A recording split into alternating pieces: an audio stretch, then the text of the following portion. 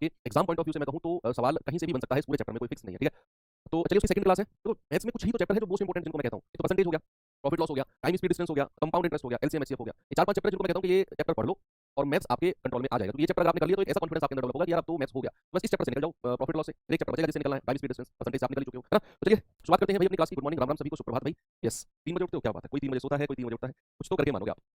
चलो भाई आपको मैं अगला जो टाइप है उसकी तरफ चलते हैं और उस टाइप का पहले कॉन्सेप्ट सीखते हैं कि कॉन्सेप्ट है क्या। अच्छा मुझे एक बात बताओ, सबसे पहले सुनना।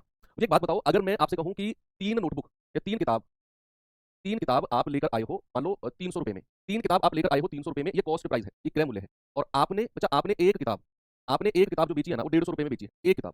तो अगर मैं आपसे यही पूछने लगूं, सुनो बड़ा बहुत आसान कॉन्सेप्ट है, सुनो। मैंने आपसे कहा कि आप 3 किताब 300 रुपए में खरीद कर लाए हो और आपने एक किताब 150 में बेच दी। तो मैं आपसे कहता हूं बताओ आपको प्रॉफिट हुआ या लॉस हुआ। आप कहोगे सर 300 में खरीद कर लाया था, 150 में बेच दिया, तो सर 150 रुपए का लॉस हो गया। क्या ये मैंने सही लिखा है या गलत लिखा है। 150 की हानि हो गई सर, क्योंकि मैं 300 रुपए अपनी जेब से लेकर आया, 150 में मैंने बेच दिया, तो उसे 150 रुपए का नुकसान हो गया। क्या ये कहना सही है। आप कहेंगे कि सरासर गलत है सर। क्यों। क्योंकि सर जब आप खरीद कर लाए थे ना तो आप 3 किताब खरीद कर लाए थे 300 में, और जब आप बेच रहे हो ना तो आप एक किताब बेच रहे हो 150 रुपए में। तो सर अगर आपको ये देखना है ना कि लाभ हुआ है या हानि हुई है, अगर आपको ये देखना है कि लाभ हुआ है या हानि हुई है, तो सर आपको किताबों की संख्या बराबर करनी होगी। आपको ये देखना होगा कि 3 किताब 300 में लाई है ना खरीद कर, तो 3 किताब कितने में बेची है। आपको संख्या बराबर करनी पड़ेगी। जैसे मैं कहूं एक किताब 150 में बेची है तो 3 किताब कितने में बेचेगा, 150 गुणा 3 यानी कि 450 में। और अब मैं कह सकता हूं कि 3 किताब 300 में खरीद के लाया और 3 किताब 450 में बेच दी। जब तक वस्तुओं की संख्या, आइटम के नंबर इक्वल नहीं होंगे, वस्तुओं की संख्या बराबर नहीं होगी, बच्चा, तब तक हम ये नहीं बता सकते हैं कि उसे प्रॉफिट होगा या लॉस होगा। Is that clear. सभी को बिल्कुल समझ में आई ये बात। अगर हमें प्रॉफिट या लॉस देखना है तो प्यारे भाई हमें वस्तुओं की संख्या को बराबर करना पड़ेगा। ठीक है, चलो ये कॉन्सेप्ट आपको बिल्कुल क्लियर है। स्टार बनाकर आप लिख भी सकते हैं, प्रॉफिट लाभ या तथा हानि, लाभ या हानि, हानि पता करने के लिए वस्तुओं की संख्या बराबर होनी चाहिए, तभी हम लाभ और हानि पता कर सकते हैं। तो ये वाला कॉन्सेप्ट तो गलत है, इस पर गलत लगाना। और दूसरा कॉन्सेप्ट ये वाला, यहाँ ये वाला अगर मैं कहूँ तो प्लस का 150 यानी कि 150 रुपए का लाभ, और ये वाला कॉन्सेप्ट ठीक है। ठीक है भाई, तो ये वाला कॉन्सेप्ट गलत है और ये वाला कॉन्सेप्ट सही है। वस्तुओं की संख्या को हमें बराबर करना पड़ेगा, तभी हम पता कर पाएंगे कि प्रॉफिट हुआ है या लॉस हुआ है। चलो मैं सवाल की तरफ आपको लेकर चलता हूं बच्चा। ये रहा सवाल आपके सामने। तो देखते हैं सवाल को जल्दी से टाइप खत्म करते हैं, अगले टाइप की तरफ चलते हैं। आज कई सारे टाइप मुझे कंप्लीट करने हैं और कल ये चैप्टर हम कंप्लीट कर लेंगे प्रॉफिट एंड लॉस को। ठीक है, कल डिसऑनेस्ट शॉपकीपर वाला, बेईमान दुकानदार वाला अभी पार्ट कंप्लीट करेंगे और कुछ मिसलेनियस एक दो टाइप जो आज के बच जाएंगे वो भी कंप्लीट करेंगे। ठीक है, देखेंगे बच्चे जल्दी से। एक लड़की 90 रुपए में 9 आम खरीदती है और 95 रुपए में 10 आम बेचती है, तो लाभ या हानि परसेंट बताओ क्या होगा। अच्छा आप जरा एक बात देखो, आपने क्या लिखना है, एक तरफ लिखो वस्तु, एक तरफ लिखो वस्तु, एक तरफ लिखो मूल्य। तो जब वो खरीदने गई, क्रय मूल्य, जब वो खरीदने गई तो 90 रुपए में उसने 9 आम खरीदे। वस्तु कितनी है 9, कितने रुपए में, 90 रुपए में। और जब वो बेचने गई तो बेचते समय उसने 10 आम 95 रुपए में बेचे। अब अगर हमें लाभ या हानि देखनी है, अभी मैं आपको कॉन्सेप्ट सिखा कर आया हूं, अगर हमें प्रॉफिट या लॉस देखना है तो बच्चे ये संख्या, वस्तुओं की संख्या को बराबर करना पड़ेगा, तभी मैं देख पाऊंगा कि प्रॉफिट हुआ है या लॉस हुआ है।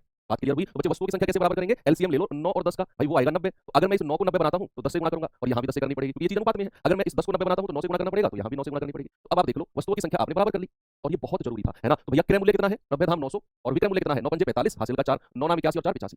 अब आप देखो कि बच्चा कोई चीज 900 रुपए में खरीदी गई और 855 में बेच दी गई, तो उसे फायदा हुआ यानी कि लाभ हुआ या हानि हुई। आपने जैसे ही वस्तुओं की संख्या को बराबर किया, ऐसे ही आपने देखा कि 900 रुपए में खरीदी गई और 855 में बेच दी गई, भाई साहब उसे तो नुकसान हो गया, प्रॉफिट का थोड़ी मतलब है कुछ, उसे तो हानि हुई है। हानि कितने की हुई है बच्चे, 900 माइनस 855 यानी कि 45 रुपए की हानि हुई है। और हानि यानी कि लॉस परसेंट निकालना है, तो 45 बटे और क्रय मूल्य कितना है 900 और इंटू 100।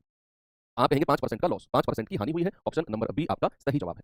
आपने क्या करना है, आपने वस्तुओं की संख्या को बराबर करना है। अब आपके दिमाग में आएगा कि इसका कोई शॉर्ट मेथड भी हो सकता है क्या। तो हर सवाल हर टाइप के लिए आपके दिमाग में आता है। तो हाँ, इसका एक डायरेक्ट तरीका भी है जिसमें आपको वस्तुओं की संख्या को बराबर नहीं करना पड़ेगा। देखो ये कॉन्सेप्ट आपको क्लियर रहना चाहिए बच्चा कि अगर मुझे वस्तुओं की संख्या को बराबर करना है तो भैया 9 और 10 का एलसीएम होता है 90। इस 9 को अगर मुझे 90 बनाना है तो 10 से गुणा करना पड़ेगा, तभी 9 धाम 90 बनेगा। इस 10 को मुझे 90 बनाना है तो 9 से गुणा करना पड़ेगा, है ना। तो वस्तुओं की संख्या बराबर करनी है, तभी हम लाभ या हानि देख सकते हैं। ये चीज तो क्लियर है। अब अगर मैं आपको इसका शॉर्ट मेथड बताता हूं तो मुझे रफ करना पड़ेगा, है ना। ये आपको नोट्स में मिल जाएगा, ये वाला तरीका भी देखा होगा। मैं आपको दूसरा तरीका बताता हूं कि दूसरा क्या तरीका इस सवाल का हो सकता है। देखते हैं बच्चे। एक तरफ आपने वस्तु लिखनी है, एक तरफ मूल्य लिखना है। ठीक है भाई, एक तरफ आपने वस्तु लिखनी है और एक तरफ आपने मूल्य लिखना है। आप देखेंगे कि 90 रुपए में 9 आम खरीदे, तो 9 आम कितने में, 90 रुपए में। ये तो क्रय मूल्य हो गया। अच्छा विक्रय मूल्य क्या है, उसने 10 आम 95 रुपए में बेच दिए। 10 आम कितने में बेच दिए, 95 में बेच दिए। अब देखो डायरेक्ट क्या तरीका है, सुनना। जब भी ऐसा सवाल है ना कि इतने में इतना खरीदा, उतने में उतना बेच दिया, तो डायरेक्ट मेथड क्या है, जो इधर वाली नीचे वाली वैल्यू है ना, जो इधर वाली वस्तु है नीचे वाली, इसकी मल्टीप्लाई क्रॉस में कर दो। यहाँ नीचे वाली की मल्टीप्लाई क्रॉस में करेंगे तो 10 गुणा 90 900 आ गया, और ऊपर वाले की मल्टीप्लाई कर दो नीचे वाले में। यहाँ ऊपर वाले की मल्टीप्लाई नीचे वाले में कर दो, तो ये कितना आएगा बच्चे, 9 पंजे 45, 9 नाम 81 और 4 85। देखो आ गया ना भाई, 900 से 855 लॉस हुआ है, हानि हुई है कितने की भैया 45 रुपए की। और लॉस परसेंट निकालना है, तो 45 बटे 900 और इंटू 100।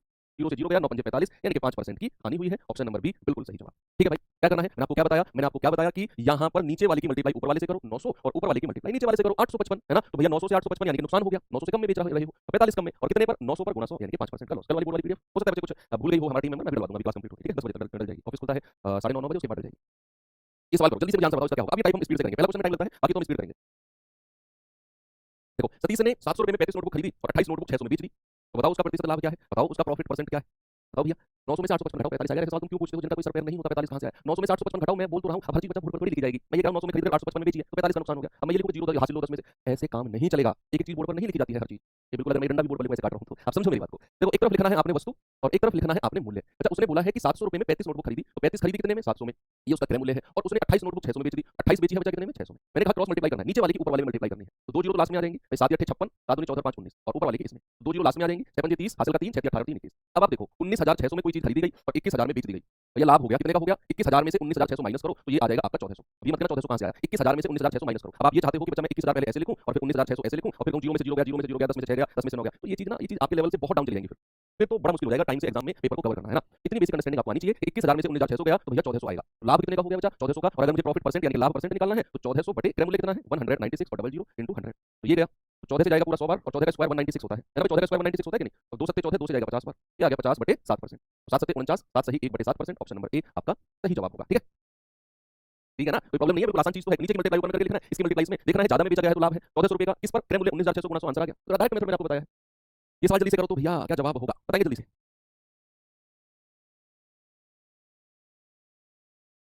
बताओ बताओ बताओ बताओ बताओ बताओ।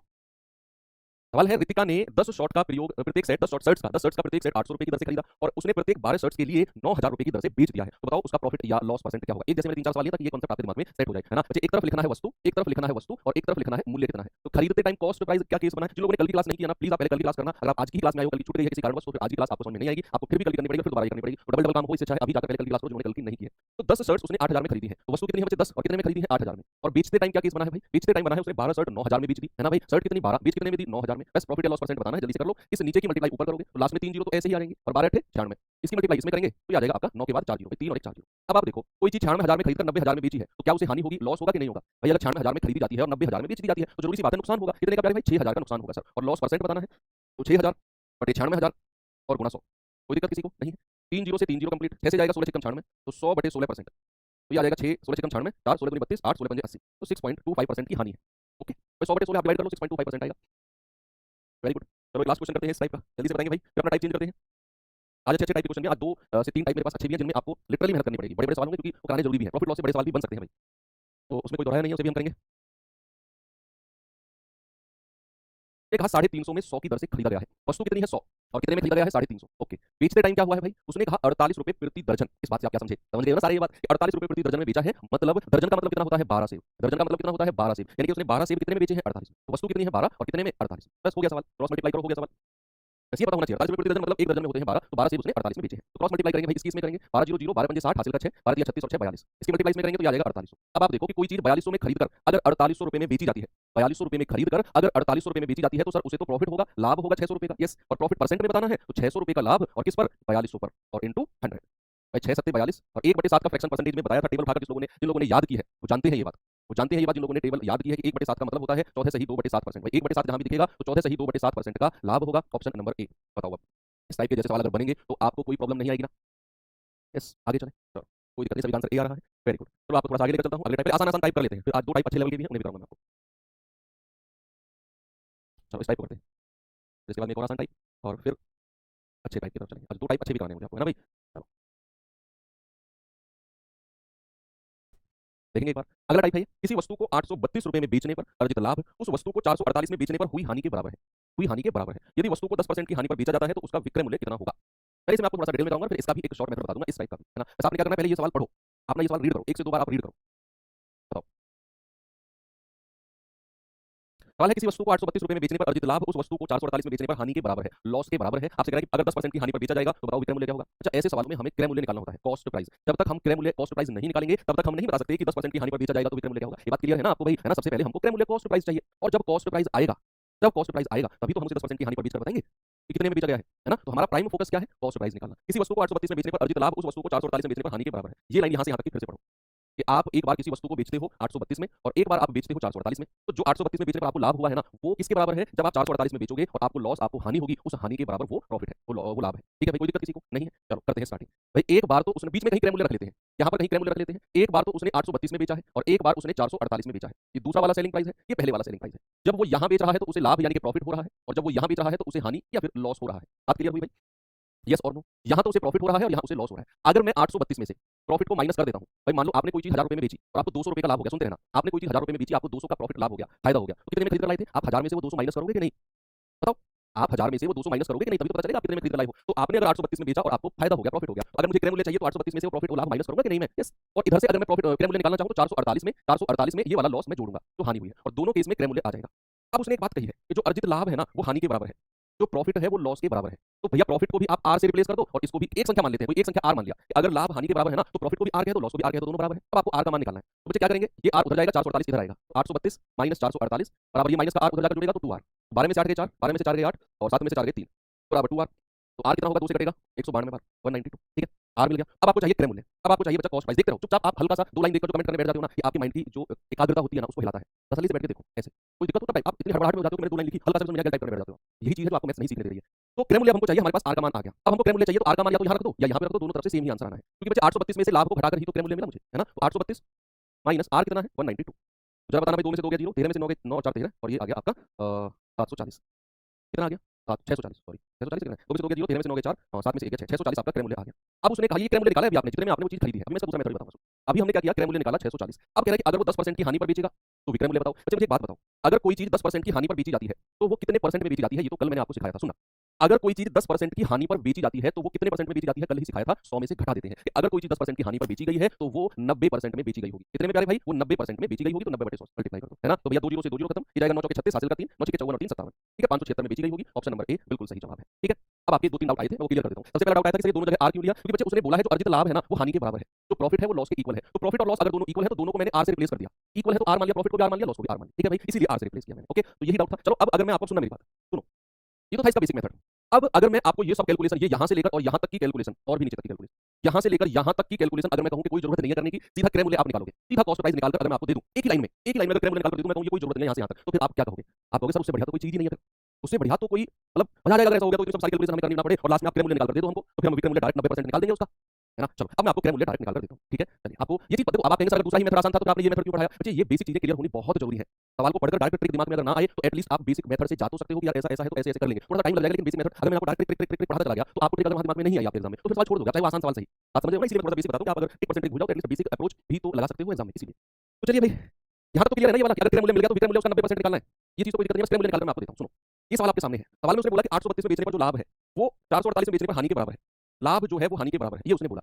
तो जब भी ऐसा सवाल आपके पास आए कि बच्चा लाभ जो है वो हानि के बराबर हो, अब बहुत सारे खलीफा आएंगे, वो लिखेंगे अगर ना हुआ बराबर तो मुझे पूरा करने नहीं देंगे सवाल को, वो बीच में लिखेंगे ना हुआ बराबर तो, उनको क्योंकि चैटिंग की आदत पड़ी हुई है, रात में 1:30 बजे चैटिंग करते हैं, उनके मुंह कैसे चलते रहते हैं ऐसे, अगर फोन भी नहीं चलाए तो ऐसे बैठे ऐसे चलते रहेंगे भैया, उनको आदत पड़ी हुई है। मैंने लिखा ना कि अगर लाभ हानि के बराबर हो, इससे आगे मुझे बोलने नहीं देंगे, अगर ना हुआ तो क्या करेंगे।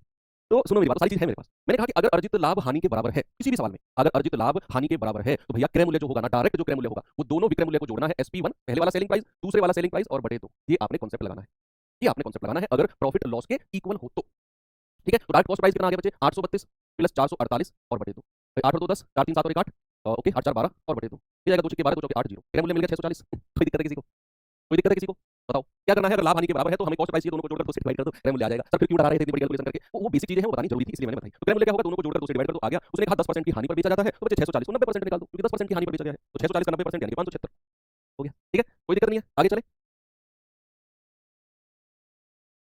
चलो एक सवाल और देता हूं आपको, ये सवाल करिए। आप नाराज हो गए, नाराज तुमसे नाराज होकर कहां जाऊंगा भाई, तुमसे नाराज होकर कहां जाऊंगा। मैं तो उन बच्चों को रोक रहा था, उनकी भावनाओं को रोक रहा था, जो सवाल को पूरा करने से पहले अगला सवाल रख देते हैं। तो सर अगर लाभ हानि के बराबर ना हुआ तो उनको, उनकी भावनाओं को कंट्रोल कर रहा था, वो उनका सवाल भी आने वाला है आगे। सुनो, एक वस्तु को 5600 में बेचने पर होने वाला लाभ 2400 में बेचने पर होने वाली हानि के बराबर है। तो देखो होने वाला जो लाभ है वो बच्चे हानि के बराबर है, दिख गया आपको। और जब भी लाभ हानि के बराबर हो, जब भी लाभ हानि के बराबर हो तो बच्चा क्या करेंगे, हम क्या करेंगे, हम सीधा कॉस्ट प्राइस निकालेंगे, दोनों को जोड़कर 5600 प्लस 2400 और 2 से डिवाइड कर देंगे। तो 56 और 24 कितना होता है बच्चा, आपका 8000 बटे 2 यानी कि 4000। उस वस्तु को कितने में खरीदा गया है, उस वस्तु को खरीदा गया है 4000 रुपए में, कितना आसान है। यस। अब कह रहा है प्रतिशत लाभ बताओ, बच्चे लाभ कब होता है, जब उसे 5600 में बेचा जाता है तभी तो लाभ होता है। तो विक्रय मूल्य कितना है, 5600 रुपया, 4000 में खरीदकर 5600 में बेचा गया है, तो कितने ज्यादा में बेचा गया है, 1600 रुपए ज्यादा में बेचा गया है। अगर मुझे लाभ प्रतिशत या प्रॉफिट परसेंट चाहिए तो 1600 रुपया बटे क्रय मूल्य कितना है 4000 और इंटू 100, भाई 2 जीरो से 2 जीरो खत्म, 1 से 1 खत्म, 4 से जाएगा 4 चौके 16, आंसर आ गया 40% का प्रॉफिट। कितना है 40%, 40% लाभ।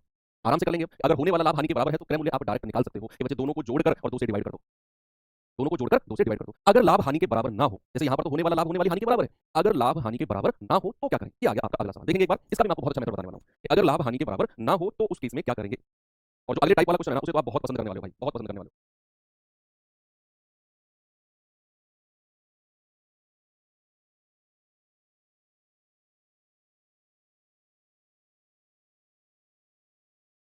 चलिए देखते हैं। हानि परसेंट भी 40 ही होगा, क्योंकि उसने हानि लाभ के बराबर बोला है ना पिछले सवाल में। हानि जितना लाभ है उतनी हानि बोला तो है, तो अगर लाभ आपने 40% निकाल लिया तो हानि भी 40% होगी। यस।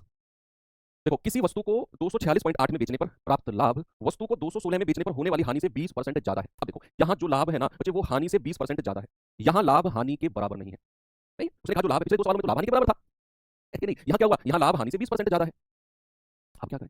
उसने कहा यदि वस्तु को 220.75 में बेचा जाए तो लाभ परसेंट बताओ। ये तो बाद की बात है, पहले तो हमें क्या करना है, उसका क्रय मूल्य निकालना है, फिर उसे 220.75 बाद में बेचेंगे। पहले क्या करना है, कॉस्ट प्राइस निकालना है। तो वो कॉस्ट प्राइस आएगा पहली दो लाइन से, यहाँ से लेकर यहाँ तक की लाइन से। किसी वस्तु को 246.8 में बेचने पर लाभ जो होगा 216 में बेचने पर हुई हानि से 20% ज्यादा है। सुनना क्या करना है बच्चे, सवाल में अब मैं आपको ना इसका बेसिक मैंने पिछले सवाल में बता दिया है, इसका मैं आपको डायरेक्ट मेथड बताता हूँ। सुना, आप क्या करो, प्रॉफिट और लॉस का रेशियो लो सबसे पहले। पी मतलब प्रॉफिट, एल मतलब लॉस। कल मैंने आपको जो नॉमेनक्लेचर बताया था वहां मैंने क्लियर किया था। पी मतलब प्रॉफिट और एल मतलब लॉस। अब उसने कहा जो लाभ है वो हानि से 20% ज्यादा है। मैंने आपसे कहा सबसे पहले प्रॉफिट और लॉस का रेशियो। जो प्रॉफिट है वो लॉस से 20% ज्यादा है। अगर मैं लॉस को 100 मान लूं तो प्रॉफिट कितना होगा बच्चे? प्रॉफिट हो जाएगा 120। कोई प्रॉब्लम है किसी को? नहीं है ना? मैंने कहा कि जो लाभ है वो हानि से 20% ज्यादा है, तो अगर मैंने हानि को 100 माना तो लाभ कितना होगा? 20% ज्यादा। तो 20 पंजे 100 और 20 छिक्के 120। तो ये आपने प्रॉफिट और लॉस का रेशियो ले लिया इस परसेंटेज से, इस परसेंट से, कैसा भी हो सकता है, ठीक है? अब आपने क्या करना है, जो दोनों विक्रय मूल्य है ना 246.8 और 216, इन दोनों का डिफरेंस ले लो। इन दोनों का अंतर कितना आएगा जरा घटाना। भाई अगर मैं अंतर कहूंगा तो आप कहेंगे कि सर ये आएगा 24 और 6 30 30.8। अंतर कितना आ गया सर? 30.8। बड़े में से छोटा घटा दिया। अब जो अंतर आया है ना उसको प्रॉफिट और लॉस में बांट दो, जो रेशियो आपने ऊपर बनाया है 6 और 5 के रेशियो। बस ये कहानी है, प्रॉफिट और लॉस आपको मिल जाएंगे। मैंने क्या बोला कि उसने कहा जो लाभ है वो हानि से 20% ज्यादा है, तो इन दोनों से मैंने क्या किया, मैंने प्रॉफिट और लॉस का रेशियो बना दिया कि हानि अगर 100 है तो लाभ क्या हो जाएगा? लाभ हो जाएगा 120, यानी कि 6 5 का रेशियो आ गया। दूसरा मैंने क्या कहा कि जो दोनों विक्रय मूल्य है ना 240.8 और 216, इन दोनों का अंतर लो 30.8 और इसको प्रॉफिट और लॉस यानी कि 6 5 में बांट दो। तो बच्चा अगर मैं 6 5 में बांटूंगा तो 6 और 5 11, 11 यूनिट का मान कितना है? 30.8। एक का मान कितना होगा? 11 दूनी 22, 11 88। एक का मान है 2.8, तो 5 यूनिट का मान आसान है निकालना, 0 पॉइंट नहीं बचेगा कुछ। 5 गुना 2.8 क्या आ जाएगा? 140, यानी कि 14। यानी कि उसे जो हानि हुई है, उसे जो लॉस हुआ है, उसे जो हानि हुई है वो 14 रुपए की है। अगर मुझे क्रय मूल्य निकालना है, अच्छा अगर मुझे क्रय मूल्य निकालना है तो 216 रुपए में बेचने पर हानि हुई है ना उसे, तो 216 में ये हानि जोड़ देंगे 14 रुपए की, 230 रुपए क्रय मूल्य आ गया। बस यहाँ तक की कहानी थी। ये सवाल नो डाउट एक अच्छा सवाल है, ठीक है? ये मैंने आसान तरीके से बताया, नहीं बेसिक से जाओगे तो आपको फिर समीकरण बनाने पड़ेंगे। मैंने आपको क्या बोला कि जो ये दो चीज दी है इनसे प्रॉफिट लॉस का रेशियो बनाया, तो इन दोनों का डिफरेंस था उसको प्रॉफिट लॉस में बांट दिया, तो 6 और 5 11 यूनिट का मान 30.8 जो डिफरेंस है, एक का मान 2.8 तो 5 का मान आ गया 14 14। अब जो 14 है ये नुकसान है, ये लॉस है उसका, तो बच्चे मैं 216 में ये हानि जोड़ दूंगा तो मुझे क्रय मूल्य मिल जाएगा। उसने कहा बच्चे अगर 220.75 में बेच रहे हो तो कितने रुपए की हानि हुई? देखो भैया घटा कर जल्दी से बताओ, ये 9.25 का नुकसान हुआ है भाई। 230 में से 220.75 घटाओगे तो इतना ही आएगा ना, और क्रय मूल्य कितना है? 230 और गुणा 100, पॉइंट हटेगा बटे 2 जीरो, ये कंप्लीट। 23 धाम 230 और 23 चौके 92 लगभग 40, जीरो से जीरो यानी कि लगभग अगर मैं कहूं तो 4%, अप्रॉक्सीमेट 4% आपका आंसर है। मैंने अप्रॉक्सीमेट पूछा है, अप्रॉक्सीमेट कितना? 4%। 14 कहां से आया बच्चे? 2.8 की 5 में गुणा करो 14 आ जाएगा। ये एक अच्छा क्वेश्चन है, शायद आपके एग्जाम में आए शायद ना आए, मुझे नहीं पता, लेकिन ये अच्छा क्वेश्चन है। कराना जरूरी था कि अगर लाभ हानि के बराबर ना हो, ये आपके दिमाग में क्वेश्चन मार्क रहता। अगर मैं ये सवाल नहीं कराता तो आपके दिमाग में रहता कि सर ने लाभ बराबर हानि वाले सवाल तो करा दिए, अगर लाभ हानि के बराबर ना हो तो क्या करें? तो वो उस आपके क्वेश्चन मार्क को हटाने के लिए मैंने ये सवाल कराया। अब आपके एग्जाम में आएगा नहीं आएगा पता नहीं, हो सकता है ना भी आए ये लेवल आपके एग्जाम में, ठीक है? ओके, चलो अब ये अच्छा क्वेश्चन हो गया, थोड़ा सा आपके माइंड को मैं रिलैक्स देता हूं एक अच्छे सवाल की तरफ ले जाकर। अब अच्छे टाइप की तरफ ले जाकर, और जैसा आपको समझ आया था ना कि अगली वस्तु इतनी बेची उसके जैसा टाइप आ गया है, आपके दिमाग को थोड़ा सा रिलैक्स मिलेगा। आपको मैं एकदम दिमाग में बोझ नहीं डालता हूं, हल्का सा लेवल बढ़ाया फिर डाउन पर आ गए, थोड़ा सा कैसे कंप्लीट करेंगे, परेशान नहीं होना है आप लोगों ने, है ना? तो सुनना मेरी बात, क्या है अब ये टाइप? भाई आप मुझे एक बात बताओ, ऐसी चीजों को देखकर ऐसे परेशान हो गए तो फिर तुम कैसे उत्तर प्रदेश सरकार को चलाओगे? बताओ कैसे आप उत्तर प्रदेश सरकार के, तुम यार सेनापति और सेना तुम लोग ही तो हो, ऐसे तुम लोग अगर घबरा जाओगे तो फिर कैसे काम चलेगा? आपने प्रोपोर्शन पढ़ा था तो ये कहां ले जा रहे हो फिर? समानुपात मैंने आपको पढ़ाया था, थोड़ा सा रिकॉल कराता हूं। उसी समानुपात पर अगला टाइप है। समानुपात का मतलब क्या था कि अगर ए अनुपात बी समानुपात सी अनुपात डी अगर है, ये समानुपात था, तो जो रेशियो पहली दो का होगा ए बाई बी, तो वही रेशियो किसका होगा? बाद की दो का होगा। क्या ये बात आपको क्लियर है? क्या ये बात आपको क्लियर है कि जो रेशियो पहली दो का होगा वही रेशियो बाद की दो का होगा? समानुपात में बताया था। अब अगर मैं आपसे कहूं कि बच्चे दो, या मैं कहूं आपसे कि 6 बटे या 9 बटे 5 अनुपात 3, इसको कैसे लिखेंगे? ए बाई बी की फॉर्म में। सुनते रहो, अगर मैं आपसे कहूं 9 बटे 5 अनुपात 3, इसको ए बाई बी की फॉर्म में लिखना है। जैसे मैंने कहा ए रेशियो बी, तो इसका मतलब ए बटे बी होता है। तो इसको कैसे लिखेंगे? इसको लिखेंगे 9 बटे 5 और ये जो 3 है ये नीचे आ जाएगा 5 के साथ, तो ये आ जाएगा 3 3 9, यानी कि इसको मैं लिख सकता हूं 3 बटे 5। बस क्या मतलब है, जो ये 3 है ना अकेला ये नीचे आ जाता है। तब अगर मैंने कहा 18 बटे 7 रेशियो 6, तो इसका मतलब होगा 18 बटे 7 गुणा 6, ए बाई बी की फॉर्म में लिखना है, तो ये 6 नीचे आ जाएगा, 6 3 18 यानी कि ये हो जाएगा 3/7। ये भी कैलकुलेशन यूज होगा, इसलिए मैंने आपको पहले ही करा दिया है, ठीक है? ओके ओके बच्चे, ठीक है। चलो अब जो अगला टाइप आने वाला है ना, you are going to love it. ये सवाल देखिए एक बार, प्रोपोर्शन मेथड से करेंगे, ज्यादा हम इसमें उल्टा सीधा चीज नहीं सीखेंगे। एक बार जस्ट आपको पढ़ना है सवाल, है ना? आपको जस्ट रीड करना है और फिर तरीका और कैसे करना है मैं बताऊंगा। ऐसे 4 5 सवाल है तो आपके दिमाग में सेट हो जाएगा ये मेथड भी और इस टाइप के सवाल भी। जस्ट आप पढ़ो सवाल को। सवाल क्या है कि एक व्यक्ति ने 2500 रुपए में 25 वस्तुएं बेची, 2500 में, और उसे 10% का हानि हो गई, 10% का लॉस हो गया, तो 20% का लाभ कमाने के लिए उसे 2400 रुपए में कितनी वस्तुएं बेचनी होंगी? आप 2 से 3 बार ये सवाल पढ़ोगे, 2 से 3 बार, ठीक है? फिर स्टार्ट करते हैं, आराम आराम से पढ़ना।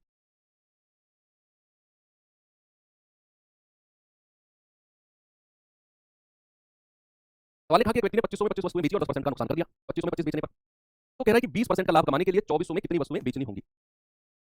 बताओ। देखो, आपने सवाल पढ़ लिया, 2 बार आराम से पढ़ लिया। अब करना कैसे है देखो, क्या करना है, ऊपर रखना है मूल्य और नीचे रखना है वस्तु। ऊपर रखना है मूल्य, नीचे रखना है वस्तु। ये बॉक्स में बंद कर दो। ऊपर प्राइस रखना है, नीचे कितनी वस्तु है उतनी रखनी है। अब अपना जो प्रोपोर्शन मेथड, जो समानुपातिक मेथड मैंने आपको सिखाया है ना, अब इसमें रखते हैं सवाल को। ये मैंने आपको सिखा दिया है ना, प्रोपोर्शन में भी पढ़ा था हम लोगों ने, तो इस मेथड से अब सवाल को सॉल्व करते हैं। जरा देखना बच्चे, मैंने कहा ऊपर मूल्य रखना है, नीचे वस्तु। तो उसने कहा कि उसने 2500 रुपए में 25 वस्तुएं बेची, तो ऊपर रखना है मूल्य 2500 और वस्तु कितनी है 25।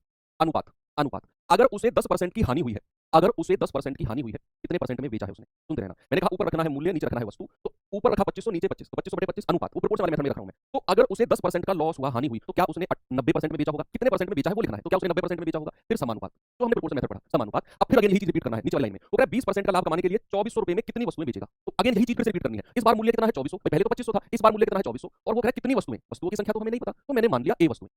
अनुपात। अगर वो 20% का लाभ कमाएगा तो कितने में बेचेगा? 120 में। बस हो गया सवाल। मैं फिर से रिपीट करता हूं, जिन लोगों को क्लियर नहीं हुआ, जिनको हो गया वो इसे आगे सॉल्व करके आंसर बताओ, जिनको नहीं हुआ वो फिर से सुनो। समानुपात तो आपको क्लियर है, जो हमने प्रोपोर्शन पढ़ा था, ए अनुपात बी समानुपात सी अनुपात डी, ठीक है। तो मैंने कहा ऊपर रखना है मूल्य और नीचे रखना है वस्तु। ओके, तो 2500 रुपए मूल्य है और वस्तु है 25, तो मैंने रखा 2500/25 अनुपात। फिर मैंने कहा कि अगर उसे 10% की हानि होती है, बचा 10% का लॉस होता है, तो बेचेगा कितने में? तो बेचेगा 90 में। कितने में बेचेगा वो लिखना है। फिर लिखना है समानुपात। फिर अगेन यही चीज जो हमने पहले रिपीट किया फिर से रिपीट करनी है। वो कह रहा है 20% का लाभ कमाने के लिए 2400 में कितनी वस्तु बेचेगा? अगेन वही चीज रिपीट करनी है ना। तो ऊपर आ जाएगा मूल्य 2400, नीचे वस्तुओं की संख्या जो कि हमें निकालनी है, अनुपात। अगर वो 20% का लाभ कमाएगा तो 120 में बेचेगा। हो गया सवाल, एक ही लाइन में सवाल आपके सामने है। कैसे बचे? ये जाएगा आपका 2500/25 और ए बटे बी करना है तो ये 90 नीचे आ जाएगा। अभी सिखाया आपको, ये वाला जो सिखाया है इधर वाला पार्ट, बराबर 2400/a गुणा 120। ए बाई बी की फॉर्म में लिख दिया, समानुपात को इक्वल कर दिया। बस काटा पीटी कर दो। ये 2500 से जाएगा 100 बार, ये जाएगा आपका 12 दूनी 24 30 बार, है ना भाई। तो ये 20 से जाएगा 20 पंजे 100, तो क्रॉस मल्टीप्लाई करेंगे तो 5a बराबर 90 की मुद्रा करेंगे तो 90, तो एक कितना आ गया? 90/5 यानी कि 18। तो कितनी वस्तुएं भाई? 18 वस्तुएं। ऑप्शन नंबर डी बिल्कुल सही है। ये लाइन जमानी आपको आ गई तो फिर तो ये कैलकुलेशन आसान है और जो आपसे पूछेगा आप उसका मान निकाल सकते हो। कई बार सवालों में वो वस्तुएं दे देगा, मूल्य पूछ लेगा, कितने में बेचेगा, तो भी आप निकाल दोगे। ठीक है, एक और सवाल कराता हूं, एक और सवाल कराता हूं, तब आपके और अच्छे से दिमाग में आएगा। फिर उसके बाद भी एक और सवाल है, फिर उसके बाद भी एक और सवाल, 4-5 क्वेश्चन है, परेशान मत हो, एज इट इज इसी पैटर्न पर। तो एक विक्रेता ने 63,000 में 6 सिलाई मशीन बेची और 5% का लाभ हो गया। 4-5 क्वेश्चन है, आप इसमें नहीं, अगले में, उसमें नहीं, डेफिनेटली क्लियर होगा। एक विक्रेता ने 63,000 में 6 सिलाई मशीन बेची और 5% का उसे प्रॉफिट हो गया। यदि वह 15% का लाभ अर्जित करना चाहता है तो 8 मशीनें कितने में बेचेगा? इस बार उसने मूल्य पूछ लिया, वही चीज करना है। मैंने कहा बच्चे ऊपर रखना है मूल्य और नीचे रखनी है वस्तु, नीचे रखनी है वस्तु। ठीक है भाई, तो स्टार्ट हो जाओ, शुरू हो जाओ कि भाई 63,000 में 6 सिलाई मशीन बेची है, ऊपर रखना है मूल्य 63,000 रुपया और नीचे रखना है वस्तु 6 सिलाई मशीन, अनुपात। उसे 5% का लाभ हुआ, अगर 5% का प्रॉफिट होता है तो कितने परसेंट में बेचेगा? पिछले सवाल में उसे 10% का नुकसान हुआ था तो 100 - 10 90% में बेचा था। यहाँ उसे 5% का लाभ हुआ है तो कितने में बेचेगा? 100 में 5 जोड़ेंगे या कम करेंगे अगर उसे लाभ होता है? ये तो कल आपको सब कुछ सिखाया है, जिन्होंने कल क्लास की है डेफिनेटली उनको क्लियर है कि 5% का अगर लाभ होगा तो क्या वो 105% में बेचेगा कि नहीं? यस, तो यहाँ लिख दो 105, फिर समानुपात और यही चीज फिर से रिपीट करनी है। तो क्या ना, यही फिर से रिपीट करनी है। उसने कहा 15% का लाभ कमाना चाहता है, 8 मशीन कितने में बेचेगा? ये रुपया पूछ लिया, मूल्य लिखना है ऊपर, मूल्य हमें नहीं पता, इस बार मूल्य को ए मान लिया, बटे वस्तु कितनी है बच्चा? 8 मशीन, अनुपात। अगर उसे 15% का लाभ कमाना है, सुनो, अगर उसे 15% का लाभ कमाना है तो कितने परसेंट में बेचेगा? 115 में। लाभ है ना तो 100 में जोड़ देंगे। बस अब ये आपको करना है सवाल सॉल्व और कैलकुलेशन तो आप ही को करनी पड़ेगी, मैं तो एक तरीका आपको बता सकता हूं, एग्जाम में भी आप ही को कैलकुलेशन करनी है ना। तो ये आ जाएगा आपका 63,000/6 गुणा ए बटे बी की फॉर्म में लिख रहा हूं मैं, 105 बराबर a/8 और गुणा 115। जल्दी से इस सवाल को उत्तर बता दो मुझे कितना होगा जल्दी से भाई। 21 से जाएगा 21 पंजे 105 और 21 63 तो 3000 आ गया। 6 पंजे 30 500 बार और 5 से जाएगा पूरा 100 बार, तो क्रॉस मल्टीप्लाई करेंगे तो एक कितना आ गया? 100 गुणा 8 गुणा 15 कितना है बच्चे? 920, है ना। 8 गुणा 15 कितना होता है? 920। तो एक कितना आ गया? 3 जीरो लास्ट में यानी कि 92,000 सॉरी, इन दोनों को गुणा करोगे तो 920 ही आएगा। ठीक है, वो 920 मैंने यहाँ लिख दिया और आपका आंसर आ गया 92,000, बिल्कुल करेक्ट उत्तर है। एक और सवाल दूं, चलो उसमें ट्राई करना। एक और सवाल देता हूं, उसमें ट्राई करो और जल्दी से बताओ मुझे उत्तर क्या होगा। ठीक है भाई, टाइम दिया आपको, डोंट वरी, बिल्कुल मेरी स्पीड से आप बिल्कुल परेशान मत होइए, धीमी चल रही है। आज का जो टारगेट मैं लेकर आया हूं इसी स्पीड से कवर हो जाएगा, डोंट वरी। अभी 1 घंटे में, अगले 1 घंटे में हम बचे हुए आज के टारगेट को पूरा कर लेंगे। कल एनी हाउ आपका प्रॉफिट एंड लॉस कंप्लीट हो जाएगा। 3 क्लास का टारगेट लेकर चला था, चाहे मैं धीमा पढ़ाऊं चाहे तेज पढ़ाऊं, आप क्यों परेशान होते हैं? कंप्लीट हो जाएगा। करिए खुद। अच्छा, इस बार संडे की जो क्लास है ना आपकी, वो 12 बजे नहीं हो पाएगी क्योंकि मैं जा रहा हूं घर, तो सैटरडे में नवीन सर की शादी है, उसे अटेंड करके संडे में सुबह 12 बजे क्लास नहीं हो पाएगी क्योंकि वापसी में मेरी फ्लाइट है संडे की, दोपहर की है, 3-4 बजे की है शायद। तो रात को 8 बजे से क्लास करेंगे फिर हम। संडे को वापस मैं आ जाऊंगा यहाँ पर और रात को 8 बजे से क्लास करेंगे संडे को, 8 से 10 ये टाइम में ले लूंगा, है ना। किसी की होगी क्लास उस टाइम पर वो मैं मैनेज करवा दूंगा। 12 से तो होती है संडे को हमारी क्लास, मैं भी आपको इंटीमेट कर रहा हूँ। तो वो 12 से तो नहीं हो पाएगी, वो 8 से 10 करेंगे, तो हटा तो सकते नहीं है ना। तो मैं वहाँ से आके तुरंत मैं आ जाऊंगा यहाँ पर 6 बजे के आसपास, 6-7 बजे, 8 बजे से हम अपनी क्लास करेंगे संडे को। ठीक है। रीमा ने 2160 में 48 वस्तुएं बेची, 10% की हानि हो गई। 12% का लाभ कमाने के लिए 2016 में कितनी वस्तुएं बेचेगा? बड़ा आसान है, बड़ा आसान है। ठीक है, तो रीमा ने 2160 में 48 वस्तुएं बेची, तो ऊपर रखना है मूल्य 2160 और नीचे रखनी है वस्तु 48, अनुपात। 10% की हानि, अच्छा अगर 10% की हानि होती है तो कितने परसेंट में बेचता है? वो 90% में बेचता है, समानुपात। अब अगर उसे 12% का लाभ कमाना है तो 2016 में कितनी वस्तु बेचेगा? अब यही चीज रिपीट करनी है हमको, ऊपर रखना है मूल्य यानी कि 2016 और नीचे वस्तु, वही तो निकालनी है हमें, कितनी वस्तु, अनुपात। अगर 12% का लाभ कमाएगा तो 112 में बेचेगा। बस भाई 12% का लाभ है तो 100 से 100 में ऐड करते हैं ना, तो 112 में बेचेगा। अब यहाँ पर आप कर लीजिए सॉल्व, तो 2160/48 गुणा 90 बराबर 2016/a गुणा 112। जल्दी से सॉल्व करिए, क्या होगा? अब तो आप कर सकते हैं, अब ये चीज आपको क्लियर हो चुकी है बच्चे। 0 से 0 गया, 9 से जाएगा तो 9 दूनी 18, 9 चौके 36, 12 से कटेगा 12, 24 दूनी 48, 2 बार कटेगा, 2 से कटेगा 56 बार, क्रॉस मल्टीप्लाई करेंगे तो 56a बराबर 2016। ए कितना आ गया? ए आ गया 2016/56, यूनिट डिजिट से भी जा सकते हो, 36 ही आएगा, कैचिंग 36 होता है तभी ये 6 बार कटेगा यूनिट डिजिट से। आप 28 दूनी 56 और 14 से काट देंगे, 14 चौके 56, 14 कम 14 6, 14 चौके 56, 14 चौके 56, 4 से जाएगा 36 बार, ए कितना आ गया? 36, यानी कि उसे 36 वस्तुएं बेचनी होंगी, 36 वस्तु। ठीक है, चलो अब ये सवाल देखो, इस टाइप का लास्ट क्वेश्चन है, इस टाइप का लास्ट क्वेश्चन, ये भी इसी तरह से करेंगे, देखना मजा आएगा इसमें। फिर इसके बाद में अपना अगला टाइप चलते हैं, कोई क्वेश्चन का टाइप है वो तो, और फिर अपने अच्छे टाइप पे चल देंगे जहाँ cost price selling price equal वगैरह होते हैं, वहाँ चलेंगे।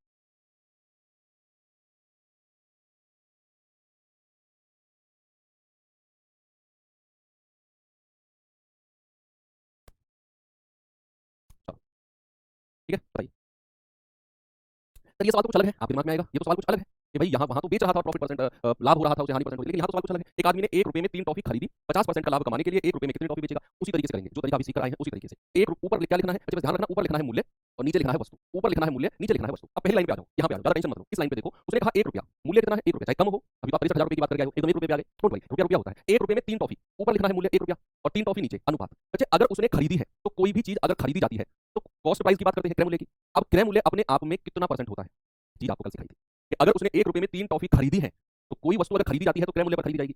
तो क्रय मूल्य अपने आप में कितना परसेंट होता है, ना तो उसमें 100 में कुछ जुड़ेगा ना 100 में कुछ घटेगा। क्रय मूल्य तो अपने आप में कितना होता है बच्चा 100%, तो यहाँ 100 लिख देंगे, बस हो गया सवाल। बाकी तो यही चीज रिपीट करनी है। वो कह रहा है 50% का लाभ कमाने के लिए 1 रुपये में कितनी टॉफी बेचेगा, यही चीज रिपीट करनी है। मूल्य कितना है 1 रुपया, कह रहा है कितनी टॉफी, ए टॉफी, अनुपात। और 50% का लाभ अगर कमाया जाएगा तो 150 में बेचा जाएगा। भाई किसी चीज पर अगर 50% का लाभ कमाया जाएगा तो 150 में बेचा जाएगा। ठीक है, जिनको समझ में आ गया वो सॉल्व करो, जिनको नहीं आया मैं फिर से रिपीट करता हूं उनके लिए सुनना।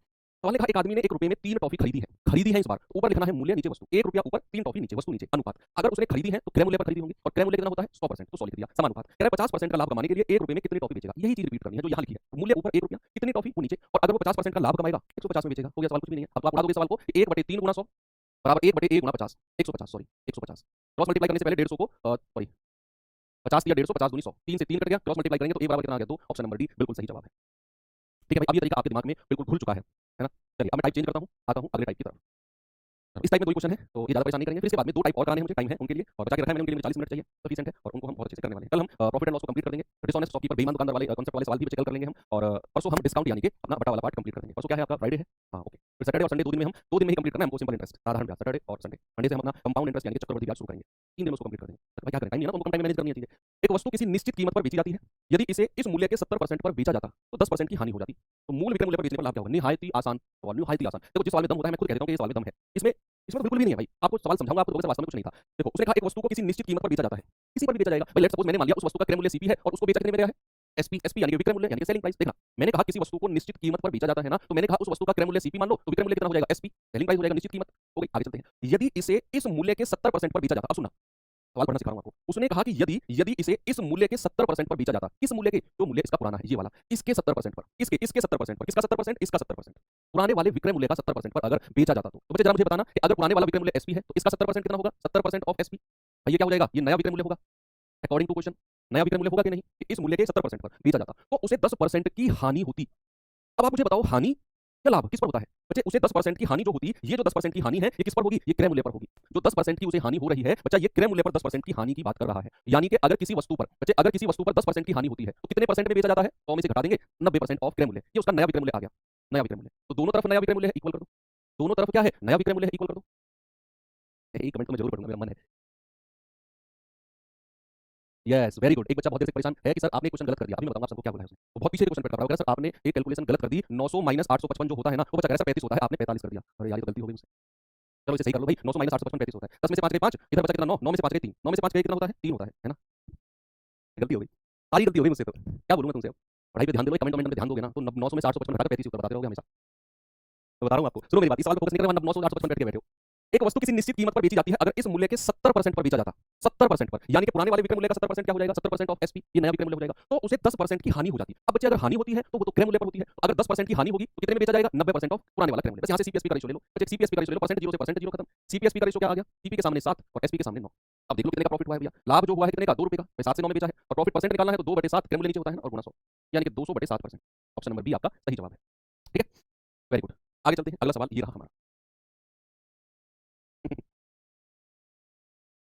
देखो एग्जैक्ट वही क्वेश्चन है। तो अगर एक वस्तु को निश्चित मूल्य पर बेचा जाता है, यदि इसे उस मूल्य के 5/4 पर बेचा जाता, पुराने वाले के 5/4 पर बेचा जाता तो 10% की हानि हो जाती। तो बताओ अगर प्रारंभ में वस्तु को कितने परसेंट लाभ पर बेचा गया था। भाई उसने कहा कि एक वस्तु को निश्चित मूल्य पर बेचा जाता है, अगर सीपी में खरीदा गया तो एसपी में बेचा जाएगा। सीपी मतलब कॉस्ट प्राइस क्रय मूल्य, एसपी मतलब सेलिंग प्राइस विक्रय मूल्य।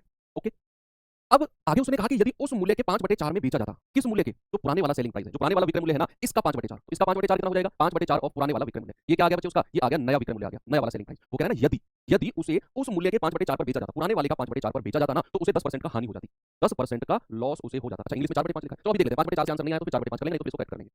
देखो हाँ हाँ हाँ, नहीं विक्रय मूल्य हम बढ़ा रहे हैं तो हानि थोड़ी होगी, लॉस होगा, उसे प्रॉफिट होगा। तो इसे 4/5 करके देखना बच्चे, इसको ना 4/5 करके देखना, 4/5, क्योंकि विक्रय मूल्य अगर वो घटाएगा तभी तो हानि होगी उसे। इसको 4/5 करना, 4/5 है ना। तो उसने कहा यदि उसे उस मूल्य के 4/5 पर बेचा जाता तो 10% की हानि होती। तो पुराने वाले विक्रय मूल्य एसपी है, नया कितना हो जाएगा उसका 4/5, पुराने वाले का 4/5। तो 10% की हानि का मतलब कितना है बच्चे, 10% की हानि पर अगर कोई चीज बेची जाती है तो क्या वो 90% में बेची जाती है, क्या वो 90% में बेची जाती है कि नहीं। यस, तो ये भी उसका नया विक्रय मूल्य है, नया विक्रय मूल्य। 90% में बेच रहा है वो, और दोनों तरफ से इक्वल कर दो। अब 90% को फ्रैक्शन में चेंज कर लो क्योंकि ये फ्रैक्शन में है, तो 9/10 सीपी बराबर 4/5 एसपी।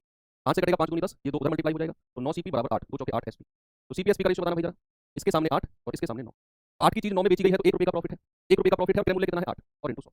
1/8 गुणा 100 ये आपको मैंने फ्रैक्शन परसेंटेज में लिखवाया है 12.5 होता है। कितना होता है 12.5%। बस आपने क्या करना है, उसने कहा पुराने विक्रय मूल्य का 4/5। पुराना विक्रय मूल्य में एसपी मानकर चला हूं तो नया कितना हो जाएगा उसका 4/5। और ऐसा करने पर 10% की हानि होती है। अच्छा, अगर किसी चीज पर 10% की हानि होगी तो 90% में बेचा जाएगा, तो नया विक्रय मूल्य 90% ऑफ सीपी, दोनों को इक्वल किया, सीपी एसपी का रेशियो बनाकर देख लिया कितने परसेंट के लाभ पर बेचा या हानि पर बेचा जाएगा। ठीक है, तो ये नए टाइप के क्वेश्चन जो आजकल बनते थे, एसएससी में बनते हैं जो। अब चलो भाई, अब जो टाइप मैं आपको पढ़ाने वाला हूं ना, बच्चे वो टाइप जो अब टाइप में पढ़ाने वाला हूं, वो टाइप के सवाल हो सकता है आसान भी हो सकता है अच्छे लेवल भी हो, वो डिपेंड करता है स्टूडेंट टू स्टूडेंट। लेकिन मैं अपना पॉइंट ऑफ व्यू अगर दूं तो अब जो मैं 2 टाइप आपको पढ़ाने वाला हूं, वो 2 टाइप में आपको मेहनत करनी पड़ेगी क्योंकि वो लैंग्वेज के सवाल है। बड़े-बड़े सवाल हो सकते हैं, मैं आसान तरीके उनके सिखाऊंगा, लेकिन उनमें आपकी बेसिक आपका वहां रट्टाफिकेशन बिल्कुल भी नहीं चलेगा। अगर आप में से एक आध दो बच्चे रट्टाफिकेशन कर रहे हो तो वहां पर आप दिक्कत में आ जाओगे बच्चे, क्योंकि ये प्योर लैंग्वेज बेस्ड क्वेश्चन अब मैं कराने वाला हूं आपको। ठीक है, तो आप लोग तैयार हैं? 2 टाइप के क्वेश्चन है और ये बन सकते हैं, मैं इसीलिए आपको करा रहा हूं क्योंकि ये बन सकते हैं। अगर प्रॉफिट एंड लॉस से अच्छा क्वेश्चन एग्जामिनर ने बना के रख दिया ना, अच्छा मतलब एक मॉडरेट लेवल का, तो वो इन्हीं 2 टाइप से बना के रखेगा, इनके अलावा कोई टाइप नहीं रहेगा। क्योंकि प्रॉफिट एंड लॉस में अब तक आपने पढ़ा सारी चीजें आसान थी, 2-3 लाइन के क्वेश्चन थे, समय अलग अलग सवाल बन रहे थे। लेकिन अब जो सवाल बनने वाले हैं ये लिटरली अच्छे टाइप के क्वेश्चन है। सवाल आसान है, तरीका भी मैं उनका आसान बताऊंगा, लेकिन लैंग्वेज समझना पड़ेगा और वो हम धीरे-धीरे सीखेंगे इन तरीके में कि लैंग्वेज कैसे हम पढ़ते हैं। जरा ये सवाल देखो एक बार। हालांकि मैंने ऐसा क्वेश्चन आपको परसेंटेज में भी सिखाया था, परसेंटेज में है ना, परसेंटेज में मैंने आपको सिखाया था। बच्चे मैं आपको डिमोटिवेट नहीं कर रहा हूं, मैं आपको ना मैं या फिर आप वही बात करो डिमोटिवेट डिमोटिवेट मतलब मैंने एक दिन पहले डिमोटिवेट मतलब मैं ये कहूं तुमसे नहीं होगा, चलो आराम से बजाय सब रखो सो जाओ, वो होता है डिमोटिवेट। मैं कहूं कि अच्छे क्वेश्चन है, थोड़ा सा मैं आपको प्रिपेयर कर रहा हूं, माइंड तैयार कर रहा हूं कि जो हम टाइप पढ़ने वाले हैं लिटरली अच्छा टाइप है, उसमें हमें थोड़ा सा अटेंटिव रहना है, ये कह रहा हूं आपको, है ना। ये नहीं कह रहा हूं कि हमें उसको हल्के में लेना है। सुनो, एक व्यक्ति ने 3 वस्तु में से, अब हो सकता है अगर आपको आसान लगा तो आपके सही तो आसान था, मतलब आप चीजें फिर आपको लगेगा कि आप चीजें कांसेप्ट से सीख रहे हैं। अगर आपको ये सवाल आसान लगा तो सोचना कि आप रट नहीं रहे हो, आप चीजें अच्छे से सीख रहे हो। एक व्यक्ति ने 3 वस्तुओं में से प्रत्येक को 3000 रुपए में खरीदा। उसने इन वस्तु को क्रम से 10% लाभ, 5% लाभ और 15% की हानि पर बेच दिया। उसके द्वारा प्राप्त कुल लाभ या हानि बताओ क्या होगी? उसके द्वारा टोटल प्रॉफिट या लॉस क्या होगा? ठीक है, अब ये अगर आपको आसान लगा तो समझ जाना कि यही है, ये इसी के लिए मैंने लेक्चर दिया 2 मिनट कि आपको लैंग्वेज समझनी पड़ेगी। अगर ये आपको फुटल सवाल लगा ना आसान लगा तो समझ लेना कि फिर आप पार हो, आपको कोई रोकने वाला नहीं है, आप पार हो। प्रॉफिट एंड लॉस में आप पार हो, आपको ये चीज समझ आ गई है वाला क्वेश्चन, मतलब कराऊंगा तो मैं, लेकिन आपको पढ़कर ये लगा कि कुछ भी नहीं हो जाएगा तो फिर आप पार हो। देखो, उसने कहा एक व्यक्ति ने 3 वस्तुएं प्रत्येक को 3000 रुपए में खरीदा, प्रत्येक को, यहां से लेकर यहां तक की लाइन में आप क्या समझे? जो मैंने लाइन ब्रैकेट में बनाई है कि एक व्यक्ति ने 3 वस्तु में से प्रत्येक को 3000 में खरीदा है। इस बात से आप क्या समझ रहे हो? इस बात से हम समझ रहे हैं सर कि उसने पहली वस्तु को भी 3000 में खरीदा, दूसरे को भी और तीसरे को भी, मतलब तीनों वस्तुओं का क्रय मूल्य समान है। या ये बात आप समझे कि नहीं? अगर उसने प्रत्येक को 3000 में खरीदा मतलब तीनों वस्तुओं का क्रय मूल्य समान है, समान है। ये बात हम समझ चुके हैं पहली लाइन से। ओके, अब उसने कहा कि उसमें उनको क्रम से 10%, 5% लाभ और 15% हानि पर बेचा, तो कुल लाभ या हानि बताओ। अब बच्चे सुनो, आपको बहुत गजब की बात मैं इस सवाल में आपको बताने वाला हूं, देखना। हमको आंसर पूछा है परसेंट में, यस मैं आपको परसेंटेज में कराया है ये टाइप। हमको आंसर पूछा है किसमें? परसेंट में, मिसलेनियस विविध में कराया था ऐसा क्वेश्चन। अब हमको अगर आंसर परसेंट में पूछा है तो फिर मैं जरूरत नहीं है मुझे 3000 में वस्तु खरीदी हो उसने, मुझे बस ये पता करना है पहली लाइन से कि तीनों वस्तु प्रत्येक को 3000 में खरीदा है ना, मतलब तीनों वस्तुओं का क्रय मूल्य कॉस्ट प्राइस इक्वल है। तो बच्चे जो तीनों वस्तु है ना एबीसी, तीनों का क्रय मूल्य 100 मान लो आप, आपका आंसर सेम आएगा क्योंकि परसेंट में पूछा है आंसर। तो चाहे आप 3000 मानकर करो, चाहे आप 100 मानकर करो, आंसर पर कोई फर्क नहीं पड़ेगा। बस ये बात पता कर ली हमने पहली लाइन से कि तीनों वस्तुओं में प्रत्येक को 3000 में खरीदा है, तो ये वर्ड जो उसने जोड़ दिया ना प्रत्येक, मतलब मैं समझ गया कि उसने तीनों को बराबर बराबर पर खरीदा है, तीनों का क्रय मूल्य समान है। और अगर समान है तीनों का तो मैं तीनों को 100 100 भी मान लूंगा ना, तो भी कोई फर्क नहीं पड़ेगा, कोई फर्क नहीं पड़ेगा। अब कह रहा है कि भैया पहली को तो 10% लाभ पर बेचा है, तो इसका 10% कितना होता है? 100 का 10% 10 ही होगा भाई, जितना है उतना ही रहेगा। दूसरे को 5% लाभ पर, इसका 5% कितना होगा? जितना है उतना ही रहेगा। और तीसरे को 15% की हानि, यानी कि माइनस का 15%, तो 100 का 15% 15 ही रहेगा माइनस का, क्योंकि हानि है। तो अगर मैं ओवरऑल की बात करूं, बच्चे जरा ओवरऑल बताना, तो 10 प्लस 5 और माइनस का 15, तो ओवरऑल तो बच्चे 15 माइनस 15 यानी कि 0। भाई अगर 0 है तो मतलब क्या है? मतलब है नो प्रॉफिट नो लॉस। भाई आपको किसी वस्तु पर 0 का प्रॉफिट होता है और 0 का लॉस होता है, 0 का मतलब है नो प्रॉफिट नो लॉस। हो गया सवाल, हो गया सवाल। भाई यहाँ आप देखो, पहली वस्तु पर 10% लाभ था, प्लस का 10 रुपया कमा लिया। दूसरी वस्तु पर 5% का लाभ है तो 5 रुपए कमा लिया। और तीसरी वस्तु पर 15% की हानि है तो 15 रुपया गवा दिया, नुकसान हो गया, हानि हुई है। तो ओवरऑल अगर मैं देखूंगा तो 10 और 5 15 रुपए तो कमा लिए थे, प्लस प्लस और 15 रुपए का नुकसान हो गया, ओवरऑल तो 0 आ गया। और ओवरऑल 0 का मतलब है नो प्रॉफिट नो लॉस। यही चीज आपने समझी। बात क्लियर हो गई सभी बच्चे को? यस, एक बार मुझे थम्स अप करके बताओ कि सर बिल्कुल ये बात क्रिस्टल क्लियर है हमको। बताओ सर, फिर 3000 की जरूरत कोई जरूरत नहीं थी, क्यों? क्योंकि बच्चे हमें बस ये पता करना था कि प्रत्येक को 3000 में बेचा है ना, तो तीनों का कॉस्ट प्राइस इक्वल है, 100 100 मान लो। क्योंकि 100 क्यों माना सर? 100 इसलिए माना क्योंकि इसका 10 5 15% निकालना बड़ा आसान था, मुझे कुछ मेहनत ही नहीं करनी पड़ी। 3000 का 10 5 15 निकालना पड़ता, इसलिए मैंने 3000 नहीं माना। 3000 मान कर भी हो जाएगा, कोई फर्क नहीं है। मैंने 100 माना क्योंकि उनका परसेंट निकालना बड़ा आसान था, इसलिए। देखो अभी खलीफा आ गया ना, मैं इसलिए तो कहता हूं अब 2 3 खलीफा आ गए, वो कह रहे हैं सर क्रय मूल्य समान ना हो, क्योंकि उनको ना उनको पिन रहती है उनके दिमाग में कि जो पढ़ रहे हैं उसमें नहीं, जो आगे आने वाला है उसको पूछ लो। क्रय मूल्य समान, मुझे पता था तुम्हें तसल्ली तो होगी नहीं, ये लो क्रय मूल्य समान नहीं है। सवाल है कि दो वस्तु ए और बी का क्रय मूल्य 4-5 के अनुपात में है। इन वस्तुओं को बेचते समय दुकानदारों को वस्तु ए पर तो 10% और वस्तु बी पर 20% का लाभ होता है। उनके विक्रय मूल्य में जो अंतर है वो 480 रुपए है। विक्रय मूल्य में ध्यान रखना, उसने विक्रय मूल्य में अंतर बोला है। उनके विक्रय मूल्य में जो अंतर है वो 480 है। ठीक? तो ए और बी के क्रय मूल्य का अंतर क्या होगा? ये भी आसान है, ये भी बहुत आसान है ना। बस लैंग्वेज है, मैंने आपको शुरू में कहा था टाइप से पहले लैंग्वेज पढ़ना है और कुछ भी नहीं है ना। उसने आपको दिया है ए और बी के क्रय मूल्य का अनुपात कितना है मेरे भाई? 4-5 है, तो लिख लो, लिख लो ए और बी के क्रय मूल्य का रेशियो। यहाँ मैंने ए लिखा, यहाँ मैंने बी लिखा, और क्रय मूल्य का रेशियो कितना है? 4-5। ये क्या है बच्चा? कॉस्ट प्राइस यानी कि क्रय मूल्य का रेशियो। ओके, लिख दिया मैंने, कोई दिक्कत नहीं है। अब उसने कहा कि भैया पहली पर तो उसने 10% और दूसरी पर 20% का लाभ कमाया। अब ये चीज मैंने आपको परसेंटेज में सिखाई थी कि अगर मुझे किसी अनुपात कोई दिया होगा और मुझे उनके परसेंट निकालने होंगे तो मैं परसेंट से पहले क्या करूंगा? मैं परसेंट से पहले क्या करूंगा? मैं 2-2 जीरो यहां पर लगा दूंगा, मैं 2-2 जीरो यहां पर लगा दूंगा।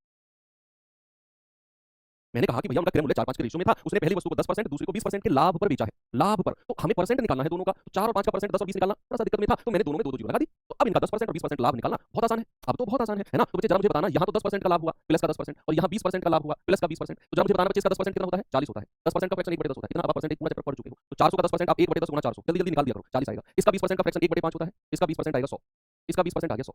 तो भैया ये लाभ है, तो विक्रय मूल्य कितना होगा, जरा सेलिंग प्राइस बताना, दोनों को जोड़ दो 440 रुपया, और यहाँ 100 रुपया कमाएगा तो 600 में बेचेगा, ये उनका विक्रय मूल्य आ गया। ये क्या आ गया उनका सेलिंग प्राइस विक्रय मूल्य। अब सवाल ने बोला है कि विक्रय मूल्य में 480 रुपये का अंतर है विक्रय मूल्य में, इसीलिए मैंने विक्रय मूल्य निकाला। तो बच्चे यहाँ अंतर बताना जरा कितना है इन दोनों में विक्रय मूल्य में, ये अंतर है 160 का, इसमें से ये घटा दो 160 आ जाएगा। और सवाल ने बोला है भैया अंतर तो 480 का है, तो 160 यूनिट का मान 480 रुपया, तो एक का मान कितना होगा, पूरा 3 बार कट जाएगा 3 रुपया। आपसे क्या बोला है, उनके क्रय मूल्य का अंतर, कॉस्ट प्राइस का। बच्चा कॉस्ट प्राइस का अंतर निकालना आपके लिए बच्चों का खेल है। भाई अंतर कितना है 100, तो कॉस्ट प्राइस का अंतर कितना होगा 100, यानी कि 3 गुना 100 300 हो गया सवाल। Option number B. भाई एक का मान 300, उसने क्रय मूल्य का अंतर पूछा तो 100 है, होगा मान। कितना आसान था, 4-5 क्रय मूल्य का रेशो दिया था, मैंने 2-2 जीरो लगा दी। अब उसने कहा पहले को 10% लाभ तो 40 रुपए का लाभ, दूसरे को 20% का लाभ तो 100 रुपए का लाभ। तो विक्रय मूल्य कितना आ गया, जोड़ देंगे 440 600, विक्रय मूल्य का अंतर 160 है, सवाल लिखा 480 है, 160 का मान 480, एक का मान 3, तो क्रय मूल्य का अंतर 100, तो 100 का मान 300, 100 का मान कितना 300 प्लस। ठीक है, वेरी गुड। चलो थोड़ा सा आगे चलते हैं। अब थोड़ा सा आपको मैं इसी में ही टाइप, इसी का ही टाइप है, टाइप थोड़ा सा चेंज करता हूं, करने का तरीका अलग होगा, करने का तरीका अलग होगा थोड़ा सा। हम करेंगे एलिगेशन मेथड से इस टाइप के सवाल, ऐसे 3 क्वेश्चन है मेरे पास, एलिगेशन से करेंगे हम, है ना। जो टाइप अभी चल रहा है उसी का ही सब टाइप आप कह सकते हो, इस टाइप के क्वेश्चन एलिगेशन से करेंगे। रमेश एक मेज और एक कुर्सी 3900 में खरीदता है। ओके, पढ़ो पहले सवाल को, पढ़ो पहले सवाल को, आपको दिमाग में आएगा सर कैसे पता चलेगा कि इस सवाल में एलिगेशन लगाना है। ये बड़ा बहुत बड़ा सवाल होता है, सब बच्चों के दिमाग में आता है। सवाल पढ़ेंगे, मैं आपको बताऊंगा कि कैसे पकड़ना है इस सवाल को, एलिगेशन से होगा। रमेश एक मेज एक कुर्सी 3900 में खरीदता है, वह मेज को 8% के लाभ पर और कुर्सी को 16% के लाभ पर बेचता है, उसे कुल मिलाकर 540 रुपए का लाभ होता है। तो मेज और कुर्सी का मूल्य में कितना अंतर है। अब सबसे बड़ा जो क्वेश्चन दिमाग में आता है कि सर कैसे पता चलेगा कि इसे हम एलिगेशन से करेंगे, इसे हम एलिगेशन से करेंगे, कैसे पता चलेगा सर, बात है सबसे बड़ी। तो याद करो मैंने एलिगेशन में आपको क्या बताया था, याद करो बच्चे, एलिगेशन में मैंने आपको बताया था कि हम एलिगेशन मेथड तब लगाते हैं, हम एलिगेशन मेथड तब लगाते हैं जब एक वस्तु के बारे में बात करी गई हो, दूसरे के बारे में बात करी गई हो और दोनों के कंबाइंड के बारे में बात करी गई हो। बात क्लियर हुई, एक के बारे में बात करी गई है, दूसरे के बारे में बात करी गई है और दोनों के बारे में कंबाइंड बात करी गई है, तब हम एलिगेशन लगाते हैं। इतना क्लियर है आपको, यस। अब उसने कहा रमेश एक मेज और एक कुर्सी 3900 में खरीदा है, कुल मिलाकर दोनों चीज उसने 3900 रुपए में खरीदी है। ओके, कह रहा है मेज को 8% लाभ पर बेच रहा है और कुर्सी को 16% लाभ पर बेच रहा है और दोनों को मिलाकर 540 का लाभ होता है कुल। तो क्या ये एलिगेशन वाली फील नहीं है यहाँ पर, मेज को 8% कुर्सी को 10%, दोनों को मिलाकर 540 रुपए का लाभ, एलिगेशन आ गया ना। अब लेकिन सबसे बड़ी दिक्कत है हमारे पास कि सर मेज को 8% लाभ पर, कुर्सी को 16% लाभ पर, लेकिन कुल मिलाकर तो उसे 540 रुपए में दिया हुआ है, रुपए में। तो इस कुल 540 को परसेंट में चेंज कर लो, परसेंट में। ये बच्चे कुल प्रॉफिट परसेंट कितना है, कुल लाभ परसेंट निकाल रहे हैं हम, कुल लाभ परसेंट वो होगा 540 रुपए का लाभ है कुल मिलाकर, और क्रय मूल्य कितना है कुल 39 रुपए, कुल क्रय मूल्य कितना है मेरे भाई 39 रुपए, तो बटे 3900 और गुणा 100। भाई लाभ बटे क्रय मूल्य गुणा 100 होता है, तो लाभ 3900 का है कुल मिलाकर और क्रय मूल्य 3900 का है, तो लाभ 540 का है, क्रय मूल्य 3900 का है गुणा 100। तो कुल मिलाकर लाभ परसेंट कितना है 540 बटे 3900 गुणा 100, 3 से 3 गया, 0 से 0 गया, 3 से जाएगा 13 और 3 से जाएगा 180, तो कुल मिलाकर 180 बटे 13% का लाभ हो गया। अच्छा कुल लाभ कितना हो गया 180 बटे 13 हो गया सवाल, हो गया सवाल। एक तरफ लिखना है मेज और एक तरफ लिखना है कुर्सी। अच्छा मेज को कितने परसेंट लाभ पर बेचा है 8%, कुर्सी को कितने परसेंट लाभ पर 16% और कुल मिलाकर कितना है 180 बटे 13। अब ये एलिगेशन सॉल्व करना तो आप सभी को बहुत अच्छे से आता है, बहुत अच्छे से आता है। और ये सवाल की आपने हालत खराब कर दी, एलिगेशन लगाती कुछ भी नहीं बचा सवाल में, एक तरफ मेज का परसेंट एक तरफ कुर्सी का परसेंट सवाल में दिए हुए थे दोनों, हमने बस अपनी तरफ से क्या किया है, जो 540 था उसको परसेंट में चेंज किया है, बस अपनी तरफ से इतना सा काम किया है हमने, इतना सा बस, और फिर एलिगेशन लगा दिया। अब ये बटे 13 है तो 13 की मल्टीप्लाई तीनों में कर दो, ये चीज भी आपको मैंने सिखाई थी। तो 13 थे 104, 13 से 13 गया 16 48, 16 कम 16 4 20 208। अच्छा देखो अब 180 में से 104 गया तो 76 और 208 में से 180 गया तो 28, 4 से जाएगा 4 7 28 और 19 चौके 73। तो जो ये रेशियो आया है ना, ये क्रय मूल्य का रेशियो आया है नीचे। जब भी हम प्रॉफिट या लॉस पर एलिगेशन लगाते हैं, प्रॉफिट या लॉस पर हम एलिगेशन लगाते हैं तो नीचे रेशियो क्रय मूल्य का आता है, कॉस्ट प्राइस का आता है, ये ध्यान रखना क्रय मूल्य का। तो अगर मैं जोड़ूंगा तो 19 और 7 26 और सवाल में कुल मिलाकर कितना दे रखा है 3900, कुल मिलाकर 3900, एक यूनिट का मान 3900 बटे 26, तो 13 दूनी 26 13 39 और ये जाएगा 150 बार। अच्छा एक यूनिट का मान 150, वो करेक्ट। कुर्सी अंतर पूछा है ना, अंतर कितना है भाई, दोनों का अंतर कितना है, वो है 11, सॉरी 12, 12 अंतर है। 12 का मान कितना होगा 12 गुणा 150, 12 15 180 यानी कि 1800 रुपए का अंतर है। ऑप्शन नंबर बी आपका सही जवाब है। अंतर पूछा है ना, अंतर कितना है 7 और 19 का 12, एक यूनिट का, देखो दोनों को जोड़ा 26 का मान 3900, एक का मान 150, तो 12 का मान 12 गुणा 150 यानी कि 1800। कोई दिक्कत नहीं, तेरा कहां से है, ये कटाना तेरा क्या बात कर रहे हो तुम, ऐसे ऐसे सवाल पूछा करो बच्चे तो थोड़े से लगे मुझे कि हाँ ये सीरियस सवाल है। ठीक है भाई, मैंने क्या किया, मैंने जो उसका ओवरऑल प्रॉफिट है 540 इसको परसेंट में चेंज किया, तो 540 बटे टोटल क्रय मूल्य 3900 है और गुणा 100, 180 बटे 13% आ गया ओवरऑल प्रॉफिट। तो मेज का प्रॉफिट कुर्सी का प्रॉफिट ओवरऑल ये। अब जिन लोगों ने मिक्सर एलिगेशन चैप्टर नहीं पढ़ा है वो उनके दिमाग में क्वेश्चन मार्क रहेगा सर 13 की मल्टीप्लाई तीनों में क्यों की, जिन्होंने मिक्सर एलिगेशन पढ़ लिया है वो समझ गए हैं कि यहाँ अगर बटे 13 है ये हमें तीनों को 13 से मल्टीप्लाई करके इस बटे 13 को हटा देंगे, तो यहाँ आ जाएगा 104, यहाँ 208 और यहाँ 180 बचा, घटाया 76 घटाया 28 7 19 का रेशियो बन गया। और जो नीचे रेशियो बनेगा वो क्रय मूल्य का बनेगा, ठीक है, वो कॉस्ट प्राइस का बनेगा और चीजें हो गई। चलो एक सवाल और देता हूँ, ये सवाल देखिए, ये सवाल देखेंगे बच्चे जरा, यस देखिए जरा। एक व्यक्ति ने 3000 प्रत्येक के हिसाब से 2 साइकिल खरीदी, एक साइकिल में 10% का लाभ पर बेचा जाता है, तो दूसरी साइकिल को कितने परसेंट लाभ पर बेचे कि उसे कुल मिलाकर 20% का लाभ हो। देखो एक साइकिल का प्रॉफिट परसेंट दे रखा है, दूसरी का पूछ रहा है और कुल मिलाकर क्या है, कुल मिलाकर 20% का। अगेन आप इसे एलिगेशन से कर लो, अगेन एलिगेशन है ना, अगेन हम इसे एलिगेशन से करेंगे, लेकिन उससे पहले पहली लाइन पढ़ो। उसने कहा एक व्यक्ति ने 3000 प्रत्येक के हिसाब से 2 साइकिल खरीदी है। 3000 प्रत्येक का मतलब है कि अगर एक साइकिल 3000 में खरीदी है तो बच्चा दूसरी साइकिल भी 3000 में खरीदी हो, तो दोनों के क्रय मूल्य का रेशियो क्या आ गया, दोनों के क्रय मूल्य का रेशियो आ गया 1:1। तो क्रय मूल्य का अनुपात कितना आ गया 1:1, क्योंकि उसने दोनों को 3-3000 में खरीदा है। अब पहली जो साइकिल है उस पर तो 10% का लाभ है, दूसरी साइकिल के बारे में उसने पूछा कि कितने परसेंट लाभ पर बेचे कि उसे कुल मिलाकर 20% का लाभ हो। जो कुल मिलाकर होता है वो बीच में रखते हैं, वो कहां रखते हैं बच्चा, वो यहाँ सेंटर में रखते हैं, कुल मिलाकर सेंटर में रखते हैं, ठीक है। और नीचे जो रेशियो है क्रय मूल्य का वो तो हमको दे रखा है कितना बच्चे 1:1, जो हमने ऊपर निकाला है ये क्रय मूल्य का रेशियो। तो हमने एलिगेशन में पढ़ा कि 20 में से 10 गया तो 10 आ गया ना, तो एक यूनिट का मान कितना आ गया 10, इस एक यूनिट का मान भी कितना होगा 10 होगा। यहाँ से मुझे क्या पता चला, एक यूनिट का मान 10, तो एक यूनिट का मान 10 हो जाएगा। अब एक संख्या तो 20 से छोटी है तो ये वाली क्या होगी 20 से बड़ी होगी ना, तो 20 में 10 को जोड़ दो, ये आ जाएगा 30। तो जो दूसरी संख्या है उसको कितने परसेंट लाभ पर बेचेगा 30% के लाभ पर, ठीक है। कोई दिक्कत नहीं है ना कि भाई पहली को भी 10% लाभ पर बेचा, कह रहा दूसरी को कितने परसेंट लाभ पर बेचे कि कुल मिलाकर 20 हो, जो कुल मिलाकर वो 20 यहाँ रख लिया और प्रत्येक को 3000 के हिसाब से खरीदा है, मतलब दोनों का क्रय मूल्य समान है। मैंने वो 1:1 यहाँ लिख दिया, 20 में से 10 गया 10, एक यूनिट का मान 10, इस एक यूनिट का मान भी 10 हो जाएगा। अब एक संख्या तो 20 से छोटी है, तो एलिगेशन का नियम कहता है एक बड़ी होनी चाहिए और यहाँ जो बड़ी होगी तो 20 में 10 जोड़ देंगे, ये आ जाएगा 30, यानी कि ऑप्शन नंबर सी। 30 जो है आपका बिल्कुल सटीक उत्तर है। चलिए, अब ये सवाल आपको मैं देता हूँ होमवर्क के लिए। ठीक है, कल हम शुरुआत यहीं से करेंगे बच्चे, आज टाइप ज़्यादा हो गए हैं और कल आपका ये प्रॉफिट एंड लॉस जो चैप्टर है वो मैं कंप्लीट कर दूंगा। एक तो